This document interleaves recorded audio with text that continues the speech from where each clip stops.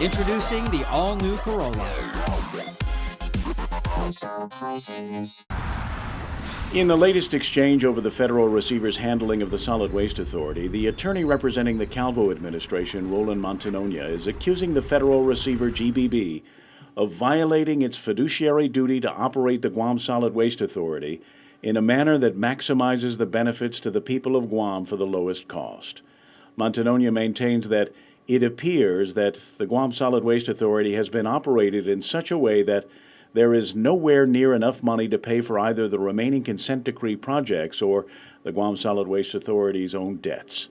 His statements were submitted to the district court in compliance with the court's order for a response to a letter from the Guam Solid Waste Authority board, which wants the court to speed up the timetable for transition of authority from GBB to them.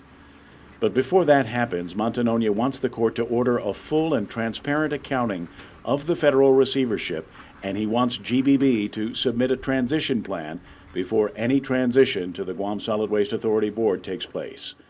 Montanonia writes that GovGuam shares many of the Solid Waste Authority Board's concerns and supports the Solid Waste Authority Board's efforts to bring transparency and fiscal prudence to the operations of the authority. But he says the administration wants to see an accounting and the transition plan first, for the protection of both the Solid Waste Board and the public funds entrusted to the government by the people of Guam.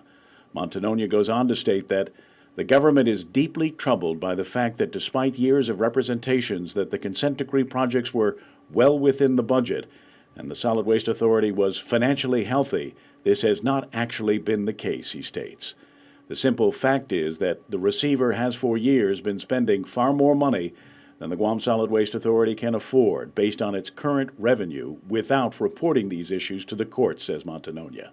The receiver's response to all of these issues has been to deny that a problem exists and to shift any responsibility or blame to the government, he states. The court will address the concerns raised by all sides in this ongoing dispute at the next status hearing, which is currently scheduled for May 21st. Kevin Kerrigan, PNC News.